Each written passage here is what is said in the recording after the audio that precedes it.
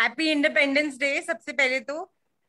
आपको भी। आपको भी। और अच्छा, मैं एक्चुअली शुक्ला जी की बात सुन रही थी, तो मैं काफी हद तक मैं भी मानती हूँ कि जो वो बोल रहे हैं वो बिल्कुल सही है। एक पॉइंट जो मैं अपना ऐड कर रही थी, जो मेरे दिमाग में चल रहा था, वो ये है कि शुरुआत में जब हम किसी भी चीज को लेके चलते हैं या हमारी सोच किसी डायरेक्शन में जाती है, तो हम रेवोल्यूशन की बात करते हैं, हम्म। हम चेंजेस लाने की बात करते हैं। अगर हम फेमिनिज्म को ही एग्जाम्पल ले लें, तो हम कोशिश ये करते हैं कि हम इस चीज में चेंज लाना चाहते हैं, सुधार करना चाहते हैं। लेकिन धीरे धीरे हमारे समाज का वो तबका जो किसी डायरेक्शन में जाने की बजाय भीड़ को किसी डायरेक्शन में ले जाना पसंद करता है, क्या जिस बात कही आपने, बिल्कुल सही बात कही आपने, जो मैं यही तो कहना चाह रहा हूँ। जिसे अभी आंदोलन जीवी का नाम दिया गया, वो उस चीज को हमारे लिए कैसे इस्तेमाल किया जा सकता है कि सोच से इस चीज में घुसते हैं। अगर फेमिनिज्म की भी बात की जाए, तो फेमिनिज्म शुरुआत में फीमेल्स को इक्वल पोजीशन, इक्वल पेडेस्टल पे लाने के लिए था। और आज भी बहुत जगहों पे वो रखता है, वही उसकी डायरेक्शन है, वही उसकी मोटिवेशन है। लेकिन कहीं ना कहीं उसके रूप बदल गए हैं। कहीं ना कहीं जो लोग कंट्रोल करना चाहते हैं क्राउड को, जो रेवोल्यूशन को अपनी डायरेक्शन में ले जाना चाहते हैं ताकि उनको फायदा हो, वो लोग इस चीज को इस तरह से कंट्रोल करते हैं, इस तरह से उसका रूप देते हैं कि एक, वो जो रेवोल्यूशन होता है उसकी वैल्यूज खत्म हो जाती है, और दूसरा वो कहीं ना कहीं नेगेटिवली अफेक्ट करने लग जाता है। आज की डेट में फेमिनिज्म या इक्वालिटी बहुत सारी जगह, मैं सब जगह नहीं बोलूंगी, बहुत सारी जगह फेमिनिज्म या इक्वालिटी का मतलब हो गया है कि मैं इक्वली बुरी क्यों नहीं हूं। ये नहीं कि मेरे जैसे equally अच्छे क्यों नहीं है लोग, ये कि मैं भी ये कर सकती हूँ, मुझे भी इक्वली बुरा होने का हक है। मुझे बिल्कुल सही करने की जरूरत ही नहीं है, क्योंकि मेरे आसपास भी तो सब बुरे हैं, तो मैं भी इक्वली बुरी हो जाऊंगी। जो कानपुर में अभी केस हुआ, लखनऊ में अभी केस हुआ, जो कैब ड्राइवर जिसको लड़की ने 22 थप्पड़ मारे रास्ते में खड़े होके, और उसके बाद वो जितने भी बहाने, एक्सक्यूजेस, हो सकता है रियली उन उसकी एक्चुअली में मेंटल कुछ इश्यूज हों, लेकिन जो भी बहाने सामने आए वो कहीं से भी जस्टिफाई नहीं करते थे उस चीज पे। जब फेमिनिज्म के अगेंस्ट पूरे न्यूज मीडिया ने बनाया कि ये देखो फेमिनिज्म में ये हो रहा है, वो हो रहा है, ये एक्चुअली फेमिनिज्म का इशू था ही नहीं, इसमें फेमिनिज्म की कोई बात थी ही नहीं। बात ये थी कि उस लड़की ने अपने लड़की होने का फायदा उठा के एक गलत काम किया। यहाँ पे अगर हम ये ब्लेम करें कि फेमिनिज्म का जो रियल रेवोल्यूशन है उसकी वजह से ये हुआ, तो नहीं हुआ। लेकिन हाँ, जो आज जो रूप बन के आगे आ रहा है उसकी वजह से डेफिनेटली कहीं ना कहीं हम हर रेवोल्यूशन को एक, और ये शायद ह्यूमन नेचर ही है कि हम कहीं ना कहीं हर रेवोल्यूशन को एक पर्टिकुलर पोजीशन पे ले जाने के बाद उसे यूज करने लगते हैं। चाहे वो नेशनलिज्म हो, चाहे वो सेक्युलरिज्म हो, चाहे वो फेमिनिज्म हो, चाहे वो कोई भी हो, हम जहां जिस चीज का फायदा उठाते हैं। अब ऐसा तो नहीं है कि सारे भगत सिंह ही हैं हमारे देश में, जयचंद भी हुए ही हैं। तो जहां जिस चीज का फायदा उठाया जा सकता है हमारे देश में, हर इंसान, और ये नहीं कि एक या आधा, हर इंसान, ऑलमोस्ट हर इंसान, उसका छोटा से लेके बड़ा, डिपेंडिंग ऑन कि उसकी कितनी पावर है, उसकी सोच कैसी है, उसका फायदा उठाते हैं। कुछ लोग फायदा इसलिए उठाते हैं कि उनका शायद एम ही यही है कि हाँ, देश की बढ़ोतरी होनी चाहिए, देश का फायदा होना चाहिए, समाज का फायदा होना चाहिए। और कुछ लोगों का एम बहुत छोटा होता है, अपना पर्सनल फायदा, पैसे, पावर, लग्जरीज, तो वो उस चीज के लिए उसका फायदा उठाते हैं। और प्रॉब्लम ये है कि आज की युवा पीढ़ी को वो टाइम के, जो उस टाइम पे हमारे मोटिवेशनल आइडियल्स हुआ करते थे, वो आइडियल्स तो हमें आंखों से देखने के लिए नहीं मिले। और जो बीच में टाइम गया वो इतना ज्यादा खराब गया कि हमारे आइडियल्स ऐसे बदल गए। हम जब ब्रिटिशर्स से आजाद हुए उसके बाद हमारी आइडेंटिटी कंप्लीटली क्रश कर दी। हम अपने ही हेरिटेज पे शर्मिंदा होने लगे। हमें खुद को, हमें हिंदी बोलने में प्रॉब्लम होने लगी, हमें अपने आप को भारतीय बताने में प्रॉब्लम होने लगी। हम यूएस में जाते हैं तो हमें 2 महीने नहीं लगते यूएस की एक्सेंट कंप्लीटली मॉडिफाई करने में। हम बिल्कुल completely, we are NRIs, we are not Indians के भाषा में बोलना शुरू कर चुके होते हैं, क्योंकि कहीं ना कहीं हमारी अपनी पर्सनल आइडेंटिटी को क्रश कर दिया गया। क्योंकि पर्सनली इंडियन होना was not even a matter of pride any. और मुझे लगता है कि यही एक ऐसी चीज है जो हमें बचा सकती है। अगर हमें नेशनलिज्म को, असली नेशनलिज्म को जिंदा रखना है, तो हमें इंडियंस होने में जेन्युइन वाला प्राइड लेना होगा, ना कि बॉलीवुड के गाने, ना कि अच्छी मूवीज, ना कि क्रिकेट स्टेडियम पे खड़े होके चिल्लाना we are Indians we are Indians. वो बहुत जरूरी है, आई एम श्योर वो बहुत नेसेसरी है, पर उसके अलावा हमारी वो हेरिटेज जो एक्चुअली हमारे देश का हिस्सा थी, जो हमारे दिमाग में थी, हमें वो हेरिटेज के ऊपर अपना ही प्राइड फील करना, उसे कॉन्सेंट्रेट करना और उसे डेवलप करना बहुत नेसेसरी। मैं ये नहीं कहूंगी कि हमारे देश में सब कुछ ही अच्छा है, कुछ कभी गलत था ही नहीं। मैं ये भी नहीं कहूंगी कि क्या अच्छा है क्या बुरा है, कुछ नहीं। द थिंग इज कि जो बुरा है उसे बदलो और जो अच्छा है उसे बढ़ाओ। बहुत अच्छे से तुमने समराइज कर दिया कि कैसे हम, जैसे संजीव सर भी उस बात को लेके बहुत आहत रहते हैं कि हम हिंदी बोलने से इतना क्यों कतराते हैं, हम बाकी सारे भाषा को इतने आराम से बोल लेते हैं, पर जब हिंदी बोलने की बात आती है तो तुमने इतने सुंदरता से बताया कि जब हम कहीं भी भारत के बाहर जाते हैं, तो चाहे वो कैनेडियन एक्सेंट हो, ऑस्ट्रेलियन एक्सेंट हो, जो भी एक्सेंट हो, बड़े आसानी से आके हम कहते हैं कि वाह, आई एम नो मोयनजंग, I am from somewhere else. But मैं यहाँ पे ना एक बात बोलूंगी, और इस चीज के लिए मैं अब आज की डेट में बिल्कुल प्राउड नहीं फील करती। जब मैं कॉलेज में थी तो मेरा कॉलेज थोड़ा सा यूपी की इंटीरियर्स की तरफ है, बहुत इंटीरियर्स नहीं लेकिन थोड़ा सा यूपी से अंदर। तो मेरे कॉलेज में पर्टिकुलरली मैं काफी बेस्ट इंग्लिश स्पीकिंग पर्सन थी मेरे कॉलेज के हिसाब से। मुझे इस चीज के लिए बहुत मोटिवेशन मिला। मेरे टीचर्स मुझे इस चीज के लिए इतना सराहना देते थे ना कि बस पूछो मत। और मैं इस चीज में बहुत प्राइड फील करती थी कि मैं इतनी अच्छी इंग्लिश बोल देती हूँ, जबकि मेरी हिंदी उतनी अच्छी नहीं थी। हिंदी मेरी बहुत अच्छी थी लेकिन उस लेवल की नहीं थी जिस लेवल की एज एन इंडियन हमारा होना चाहिए। तो मुझे आज ये फील होता है पिछले कुछ समय से, जब मैं ये सोचने लगी हूँ कि हाँ, हिंदी और इंग्लिश, इंग्लिश मेरे लिए सिर्फ एक भाषा है। इट्स लाइक मैंने पिज्जा खाना शुरू कर दिया, पर पिज्जा खाना शुरू कर दिया इसका मतलब थोड़ी कि मैं रोटी खाना छोड़ दूं। मेरा स्टेपल फूड रोटी है और मेरे लिए मोस्ट इम्पोर्टेंट होनी चाहिए। पिज्जा खाने के लिए और उसे खाते हुए उसे शो ऑफ करना should not be my motto. It is just something कि ठीक है, मैंने अपना पैलेट का टेस्ट चेंज करने के लिए एक दिन खा लिया, 2 दिन खा लिया।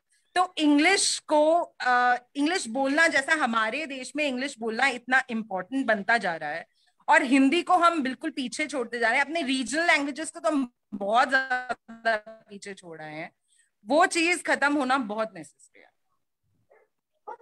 बहुत बहुत शुक्रिया लिपि। अभी आना करते थे, पर अगर आज हम कहते हैं कि हम नहीं कर पा रहे हैं, तो उसका मतलब उसकी वजह क्या है, रूट कॉज क्या है, रिस्पॉन्सिबल कौन है? भूल जाते हैं कि जनरेशन के साथ साथ जो मानसिकता है वो बदलती जाती है, वो हमेशा एक सी नहीं होती है। तो अभी जो नया जनरेशन है वो कहीं भी रिस्पॉन्सिबल नहीं है। अगर वो झंडा पे पैर भी लगा रहा है या डस्टबिन में डाल रहा है, तो मैं तो यही कहूंगी वो उसके लिए कहीं भी रिस्पॉन्सिबल नहीं है। रिस्पॉन्सिबल है ये मिडिल जनरेशन, जो दोनों के बीच में जो सैंडविच जनरेशन है, जैसे आज हम लोग सैंडविच जनरेशन है। तो अगर बिल्कुल कोई सही बच्चा बोल रहे वैसे बिहेव कर रहा है तो उसके लिए रिस्पॉन्सिबल हम हैं, ना कि वो बच्चा जो कि वो उसको बिल्कुल बिल्कुल डस्टबिन में डाल रहा है। बिल्कुल। मैं यहाँ पे एक बात ऐड करना चाहती हूँ। जी जी। अभी कुछ टाइम पहले मैंने, मेरी मौसी एक प्रिंसिपल है स्कूल में, तो मैं कुछ टाइम पहले उनके स्कूल में एक रिलीजियस फंक्शन के लिए गई, क्योंकि उनका स्कूल एक सनातन धर्मी स्कूल है। तो उनके स्कूल में कभी कभी एक छोटे छोटे रिलीजियस फंक्शंस होते हैं, तो उसे एक अटेंड करने के लिए मैं गई। तो वहां एक टीचर की फैमिली आई हुई थी जिनके 2 छोटे छोटे बच्चे आए हुए थे, एक 3 साल का, एक 5 साल का। हम्म वो दोनों बच्चे इतनी खूबसूरती से, इतने प्यारे तरीके से, और उनकी बोली इतनी प्यारी थी, उसमें पूरे मंत्र उच्चारण कर रहे थे हम्म बहुत साफ तरीके से, जैसे कि वो रोज इस चीज को याद कर रहे हैं, रोज इस चीज हम्म को प्रैक्टिस कर रहे हैं। तो मैंने उनकी दादी से पूछा, जो उनकी टीचर की सास थी, कि ये इतने अच्छे से मंत्र बोल रहे हैं, इन्हें मंत्र याद है, जबकि आजकल की जनरेशन, अगर आप जाके 10 12 15 साल के बच्चे से पूछो तो उन्हें एक मंत्र नहीं आता। जी। तो उन्होंने यही कहा कि हम लोग डेली बेसिस अपने घर में मंत्र उच्चारण करते हैं और प्रेयर करते हुए ये काम करते हैं, हम पूजा करते हुए मंत्र बोलते हैं, और ये बच्चों को हमने ही वो किया है कि आपको भी हमारे साथ बोलना है, जी। जब से आप सीखने की एज में आ गए हो तब से। और वो सिर्फ 3 और 5 साल के 2 बच्चे थे। हम्म कहीं ना कहीं मैं खुद पेरेंट नहीं हूं, लेकिन कहीं ना कहीं मुझे ऐसे लगता है कि बीइंग पेरेंट्स एक चीज, हाँ बिल्कुल, कि हमने ये हार्डशिप देखी है तो हमारे बच्चे नहीं देखेंगे, ये एक मेंटालिटी है। और दूसरी मेंटालिटी शायद ये है कि हम इतना ज्यादा वेस्टर्नाइजेशन की तरफ जा रहे हैं, पाश्चात्य संस्कृति की तरफ जा रहे हैं, कि हम अपनी मिट्टी से दूर होते जा रहे हैं। वही बच्चे, हम खुद वो ही बच्चे हैं जो मिट्टी में खेल खेल के बड़े हुए, और आज हमारी इम्यूनिटी इतनी कंपैरेटिवली स्ट्रॉन्गर है कि हम जो है वो वर्ल्ड में, अमेरिका हमसे 1/5 है पॉपुलेशन में, लेकिन डेथ रेट में हमसे कहीं ऊपर है। और हम लोग 5 टाइम्स पॉपुलेशन में भी डेथ रेट में अमेरिका से हाफ भी नहीं। तो आई थिंक ये चीज हमें भी पता होनी चाहिए कि हमें अपनी आगे की जनरेशन को अमेरिका नहीं, इंडिया की तरह पालना है जी। अगर इंडिया में रह के हर शाम को एक ग्लास विस्की पीना is not good, then it is not good. आप इसलिए क्योंकि एक ग्लास विस्की पीते हैं और उनके लिए अच्छा है, डजंट मीन कि हमारे लिए भी अच्छा है जी। जैसे अमेरिकन जो हैं वो लाइट वेटेड होते हैं, तो उनका बीएमआई के हिसाब से उनका वेट कम होता है। हमारे यहाँ जो बोन्स हैं, क्योंकि हम लोगों का तलवार वगैरह का, राजपूतों में अगर आप देखोगे तो उनकी बोन वेट बहुत ज्यादा होती है, क्योंकि शुरू से ही उनकी 20-20 किलो की तलवारें हुआ करती थी। तो उसका आज तक हेरिडिटरी इफेक्ट है। अगर हम अपने आप को अपनी तरह से नहीं पालेंगे, अगर हम अपनी मिट्टी, अपनी जलवायु, अपने एनवायरनमेंट के हिसाब से अपनी अपब्रिंगिंग नहीं करेंगे, या अपने बच्चों की, आगे आने वाली जनरेशन की अपब्रिंगिंग नहीं करेंगे, तो हम ना यहाँ के रहेंगे और ना वहां के हो पाएंगे, क्योंकि हमारी जलवायु, हमारी मिट्टी वहां की नहीं हो सकती। बहुत सही जी। हमें यहीं का रहना। आजकल अगर आप देखो, बाहर जाओ तो बच्चे जमीन पे सामान गिरा देते हैं, चीजें गंदा कर देते हैं, और आप बाहर के किसी पर्सन को, आप एज अ थर्ड पार्टी, अगर आप उन्हें डांट दो या उन्हें इतना कह दो कि बेटा गंदा नहीं करते, उठा के आप डस्टबिन में डाल दो, तो पेरेंट्स को बहुत बुरा लग जाता है जी। पेरेंट्स को लगता है कि मैंने उसको अच्छी चीज नहीं सिखाई, उसको डांट दिया, उसकी ईगो हर्ट कर दिया है, उसका सेल्फ रिस्पेक्ट गिरा दिया है सडन। एक 5 साल के बच्चे, एक 2 साल के अब तो धूल मिट्टी में भी नहीं खेलने देते। 2 साल के बच्चे, बिल्कुल, एक 2 साल के बच्चे का सेल्फ रिस्पेक्ट हमारी सेल्फ रिस्पेक्ट से बहुत ऊपर होता है। बहुत सही। आप 2 साल के बच्चे से बात कीजिए, आपको समझ में आ जाएगा कि उसके घर का माहौल कैसा है। तो ये हमारे ही ऊपर है, ये सारी गलती हमारी है, ये गलती आगे आने वाले बच्चों की नहीं है। हम उन्हें नहीं कहते बेटा दादा दादी के पांव छुओ, हम उन्हें नहीं कहते बेटा सामान मत फैलाओ, हम उन्हें नहीं कहते बेटा खाना प्लेट में मत छोड़ो। क्यों? क्योंकि पैसा हो सकता है हम बहुत कमा रहे हैं भाई, लेकिन खाना तो फिर भी उतना ही उगेगा, जमीन तो उतनी ही है। जमीन थोड़ी बढ़ जाएगी कि खाना डबल उगना शुरू हो जाए। आप डबल कमा सकते हो लेकिन डबल उगा नहीं सकते जी। ये चीज हम बच्चों को नहीं सिखा रहे। हम पैसों की कीमत सिखा रहे हैं, हम चीजों की कीमत नहीं सिखा रहे, हम अपनी रिसोर्सेज की कीमत नहीं सिखा रहे जी। और यही प्रॉब्लम है, ना हम अपने रिसोर्सेज सिखाते हैं, ना हम अपने वैल्यू सिखाते हैं, ना हम अपने जमीन से जुड़े रहने की वो सिखाते हैं। हम भी हवा में उड़ रहे हैं और इसी वजह से आगे के बच्चे भी हवा में उड़ रहे हैं। जो हम प्रैक्टिस करेंगे वही वो प्रैक्टिस करेंगे जी। बिल्कुल। अगर बोल दो ना उनको लिट्टी चोखा खाना, बेटा खा ले, छी ये तो काउडंग से बना हुआ है। ओह गॉड। मैं अभी एक व्हाट्सएप मैसेज पढ़ रही थी। वैसे व्हाट्सएप यूनिवर्सिटी पे बहुत भरोसा नहीं है, पर एक व्हाट्सएप मैसेज पढ़ा मैंने कि इस देश में हजारों से ऊपर प्रकार की मिठाइयां होती हैं। हर देश की, हर प्रदेश की अपनी अपनी तरह की मिठाइयां लेकिन जब बात हो कुछ मीठा हो जाए तो हमें सेलिब्रेशंस की चॉकलेट याद आती है। तो एडवर्टाइजमेंट है ना, मिठाइयां चॉकलेट याद आती है। वो तो एडवर्टाइजमेंट है ना, उस तरीके से वो एडवर्टाइज कर रहा है। देखिए मैं एक बात कहना चाहूंगा जी जी जी सर। बात मैं कहना चाहूंगा, दरअसल हो क्या रहा है, इस तरफ बहुत सही पॉइंट इन्होंने उठाया है। माफ कीजिएगा नाम भूल गया, लिपि जी। बिल्कुल इस बात से मैं एग्री करता हूँ। हो क्या रहा है मैं बताऊं आपको, बिल्कुल एक ट्रेंड चलाया जा रहा है व्यापारियों के द्वारा। बिल्कुल बिल्कुल सोचा समझा एक ट्रेंड चलाया जा रहा है, व्यापारी चलाते हैं सब। जितनी चीजें आपने बता रहे हैं ना, हमारे बच्चों के साथ, हमारी सोसाइटी के साथ, हमारे हम सबके दिमाग में जो चीज भरी जा रही है, ये टोटल मिला के बिजनेस जो ओरिएंटेड लोग हैं ना उनके द्वारा चलाई जा रही है। ऐसी मानसिकता क्रिएट की जा रही है कि आप कल तक कौन सा पेस्ट कर रहे थे, आज ये वाला कर लो, कल जिसमें नमक होता था वो करो। अरे नमक नहीं किया तो तुम्हारे तो दांत खत्म हो गए। तो आज ये वाला कर, मतलब एक्चुअली होता क्या है, एडवर्टाइजमेंट जो वर्ल्ड है ना, ये इतनी ज्यादा, और ये एडवर्टाइजमेंट हम सब लोग करते हैं कहीं ना कहीं, हम सारे के सारे एडवर्टाइजमेंट करते हैं। अगर एक प्रोडक्ट लॉन्च करा किसी कंपनी ने, उसने इतना इतना ज्यादा उसका इम्पोर्टेंस ला दिया सोसाइटी के ऊपर कि आपके पड़ोसी ने ले आया और आपको लगने लगा मुझे भी लाना जरूरी, नहीं तो मैं कोई तो कोई नहीं, किसी काम की नहीं हूं मैं। मुझे ये समझ में नहीं आता कि क्या आपके टूथपेस्ट में नमक है तो नमक है तो नमक से ही कर लो, टूथपेस्ट की जरूरत ही क्या है? हाँ बिल्कुल हम तो बिल्कुल बिल्कुल। शुरुआत से नमक ना, नीम से ही दातुन कर रहे नहीं थे, तो नमक उससे से ही ही पहले कहा गया, हाँ वही तो उस समय उसने कहा मुझे तो कि इसे बचपन क्यों से कर रहे याद हो। है कि मम्मी हफ्ते में एक बार सरसों के तेल और नमक से ब्रश करने के जी लिए बोलती, क्योंकि ये कहती थी कि उससे मसूड़े मजबूत रहते हैं। तो जी जी। नमक है तो नमक से ही कर लो, फिर पेस्ट की जरूरत ही है, फिर पेस्ट हटाई तो इक्वेशन में से। लेकिन वो चीज नहीं होती। अभी नमक चाट मसाला वो सब कुछ पेस्ट में डाल देंगे लेकिन पेस्ट नहीं हटाएंगे। जहां तक बात हो रही थी व्यापारियों की, ये बात बिल्कुल सच है कि व्यापारी हमेशा अपने प्रोडक्ट्स को, अपने बेचने वाली चीजों को बढ़ा चढ़ा के दिखाते हैं, ये बात बिल्कुल सच है। लेकिन जो प्रोडक्ट्स को लेके हमारा ओरिएंटेशन चेंज हुआ है, वो चेंज हुआ है हमारी आइडेंटिटी क्राइसिस से।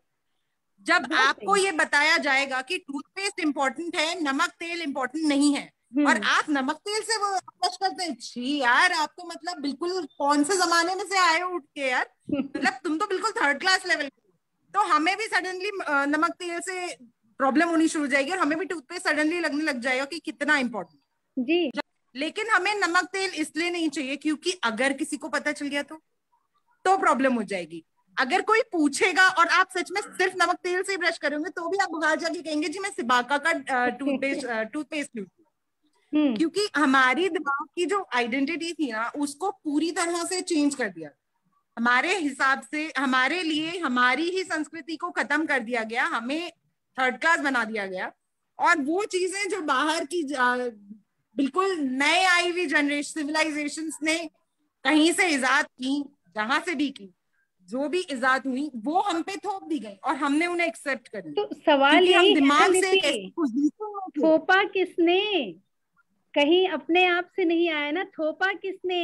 ये अगर हम अपनी बात करें, अगर मैं कहती हूँ कि मैं गोबर की बात करूँ, ठीक है, गोबर जो कि काऊ डंग कहते हैं कि हर चीज में कितने सारे मतलब घर को उससे साफ करो तो कोई बीमारी नहीं होगी। आज वर्ल्ड हेल्थ ऑर्गेनाइजेशन भी उसकी बात करता है कि उसमें बहुत सारी इम्यूनिटी बूस्टर्स और बहुत सारी चीजें हैं ऐसी। तो आज अगर मैं बात करूं कि मैं काऊ डंग से कहीं छी, मतलब पॉटी कोई किसी की कैसे छू सकता है, तो मतलब ये कहाँ से आया है? किसने डाला उसके मन में कि ये इतना गंदा है? अब आपको पता है प्रॉब्लम क्या थी? जब हमारी कंट्री में इन्वेजन स्टार्ट हुए तो हम हमारे देश के लोगों में शायद ये इनबिल्ट ही है कि हम अपनी ही चीजों के लेके डाउटफुल रहते हैं। जब हमारी कंट्री में इन्वेजन स्टार्ट हुए तो सबसे पहले हमारी मेंटालिटी पे, क्योंकि हम लोगों में, क्योंकि इंडियन कल्चर में कभी भी दिखावा हिस्सा नहीं था, तो वो दिखावा जब हमें दिखाया गया तो हम उसकी तरफ ज्यादा बहते चले गए। हर कोई प्रोडक्ट को लेके नॉलेजेबल नहीं होता, हर कोई बहुत ज्यादा वो नहीं रखता। हिंदू धर्म में शुरू से ही हमारी लाइफस्टाइल को हमारे रिचुअल से बांधा गया, लेकिन धीरे धीरे हमें ये नहीं बताया गया कि वो रिचुअल किस लाइफस्टाइल के रिगार्डिंग बताए जा रहे हैं। राइट। हमें ये कभी नहीं बताया गया कि हम ये जो कर रहे हैं प्रैक्टिस वो इसलिए कर रहे हैं। हमें ये बताया गया ये करो नहीं तो ये हो जाएगा। सही और है। वहीं पे हमारी मेंटालिटी वीक हो, हाँ। क्योंकि फिर हमें ये हमारे ऊपर बांधन हुआ। आज आज हम कहते हैं कि कावडंग से लीपने से घर साफ रहता है, प्रोटेक्टेड होता है, लेकिन जब अगर 25 साल पहले देखोगे तो 25 साल पहले लोग वर लाइक प्लीज नाक बंद कर लो, ये क्यों हो रहा है। 100 साल पहले लीपते थे तो लोगों को पता था, लेकिन धीरे धीरे धीरे लीपना बिकेम अ रिचुअल एंड उसके पीछे का साइंस हो गया जीरो, क्योंकि किसी ने किसी को साइंस समझाई नहीं। और यहाँ आके हमारी मेंटालिटी कमजोर है। ये जरूरी है कि हम ये कहें कि बेटा हमने कह दिया ना बस मान लो, नहीं, हमने कहा है उसके पीछे बेटा रीजन ये है, तो ही हम आगे वाले, हमें अपने से आगे वाली जनरेशन को एम्पावर करना है, उन्हें ब्लाइंड फोल्ड करके उनसे फॉलो नहीं करवा, वो ज्यादा इंपॉर्टेंट है। वो जो काउडंग वाली बात है, उस पर एक चीज यही बोलना चाहूंगा कि लोग ये भूल जाते हैं कि मरने के बाद है ना काउडंग से ही जलाया जाता है। भले ही वो कितना बड़ा आदमी हो, उसको शमशान घाट में कंडा ही मिलेगा। मेरी मम्मी भी साहित्य से काफी जुड़ी हुई है, और मेरी मम्मी भी आजकल के पूरे सिनारियो को लेके, क्योंकि वो भी उस टाइम से आज के टाइम को कंपेयर करती हैं, और ये कहती हैं कि कहीं ना कहीं चीजें बदलती जा रही हैं, जो बदलाव आ रहे हैं वो अच्छे की तरफ नहीं आ रहे। अगर बदलाव अच्छी डायरेक्शन में आते तो वो ज्यादा अच्छा हो। पर फिर वो यही कहती हैं, और मैं भी उन्हें यही समझाती हूँ, कि अगर बदलाव आ रहे हैं तो उन्हें अच्छी डायरेक्शन देने का, अगर मिट्टी मोल्ड हो रही है तो उसे सही से मोल्ड करने का काम कुम्हार का है। अगर कुम्हार सर पकड़ के, डर के, गुस्से में, परेशान होके बैठ जाएगा तो मिट्टी तो खराब ही जाएगी। तो कुम्हार को तो हाथ भी लगाना ही पड़ेगा, और कुम्हार को तो चोट भी लगानी ही पड़ेगी। हमारा काम सिर्फ डायरेक्शन देने की कोशिश करना है। बाकी तो हमारे धर्म में भी यही कहते हैं कि जो होता है भगवान जो चाहते हैं वही होता है, तो बाकी तो सब भगवान के हाथ में।